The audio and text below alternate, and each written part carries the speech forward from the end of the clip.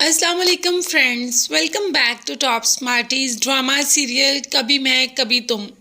मुस्तफ़ा की गेम तो जोसेफ ने लॉन्च कर दी, मगर सारा क्रेडिट अपने पे ले गया और मुस्तफ़ा का नाम भी नहीं लिया।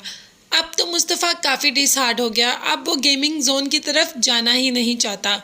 वो एक सिंपल सी जॉब करना चाहता है और उसे 35,000 की नौकरी भी मिल गई, जिस पर शर्जीना ने कहा कि ये डेटा एंट्री का काम तो तुम्हारा है ही नहीं, तुम गेमिंग में ही इंटरेस्ट लेते हो और तुम उसी साइड पे अपना काम ढूंढो।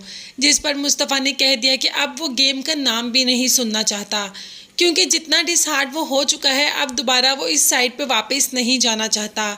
जोसेफ ने इसको बहुत धोखा दिया और अब तो मुस्तफ़ा गेम का नाम भी नहीं सुनना चाहता। अब वो सुबह जॉब पे जाता है और शाम को घर वापस आ जाता है, वही 35,000 की नौकरी। अब तो उसने ख्वाब सजाने भी छोड़ दिए। हाँ, वो साथ साथ ये ज़रूर कहता है कि वो कोई और जॉब साथ ढूंढेगा जिससे उसके घर का गुजारा अच्छे तरीके से हो पाए।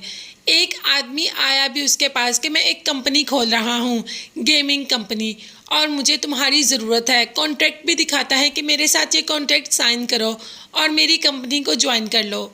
अभी मुस्तफ़ा का कोई इरादा नहीं कि इस कंपनी को ज्वाइन करे।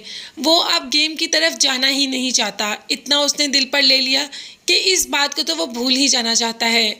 यहाँ पर शर्जीना मुस्तफ़ा को समझाएगी कि तो अपॉर्चुनिटी खुद तुम्हारे पास आई है, तुम उसको क्यों अचीव नहीं कर रहे, क्यों उसको हाथ से जाने दे रहे हो।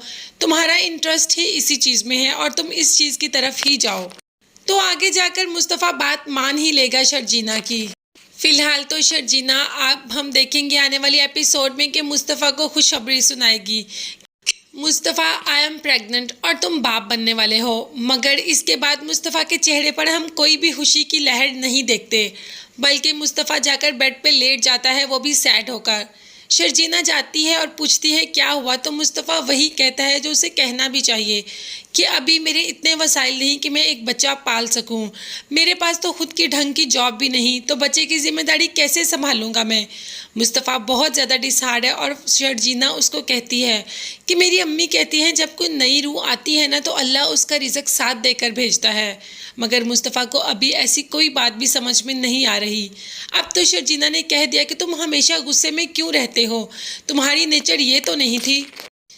मुस्तफ़ा जिसका हर चीज़ से एतमाद ही उठ गया है, कहता है अगर मेरी नेचर ये नहीं थी तो अब मैं कड़वा कड़ेला हूँ, मेरे साथ ही गुजारा करो। तो अब हम बात करेंगे मुस्तफ़ा की माँ और बाप की। बाप तो बहुत अच्छा है मगर माँ बहुत लालची है, हर वक्त अदील के कसीदे ही गाती रहती है कि अदील माँ बाप का इतना ख्याल रखता है, इतने पैसे देता है, इतनी दवाइयों का ख्याल, हमारे आराम का ख्याल रखता है, तो अदील के भी तो बुरे दिन आने वाले हैं, तो कौन रखेगा माँ बाप का ख्याल। क्योंकि अदील के साथ जो है उसको रुबाब के बाप ने कह दिया कि अदील की एक एक एक्टिविटी पर नज़र रखो, जो फ्रॉड कर रहा है मुझे सारे बताओ। तो अनकरीब अदील के सारे फ्रॉड पकड़े जाएंगे और अदील बेनकाब हो जाएगा। फिर अदील ना उसकी जॉब रहेगी और ना ही कोई उसके पास सेविंग। फिर अदील मुस्तफ़ा की ज़िंदगी जिएगा और तब तक मुस्तफ़ा अदील की ज़िंदगी जीने तक पहुंच चुका होगा। तो फ्रेंड्स, आपको ये ड्रामा कैसा लग रहा है कमेंट्स में ज़रूर बताएं। इसके साथ साथ मेरे चैनल को ज़रूर सब्सक्राइब कीजिएगा। साथ ही साथ आपको बेल आइकॉन का नोटिफिकेशन नज़र आ रहा है वो ज़रूर प्रेस कर दें ताकि मेरी हर नई आने वाली वीडियो आप तक बआसानी पहुँच सके।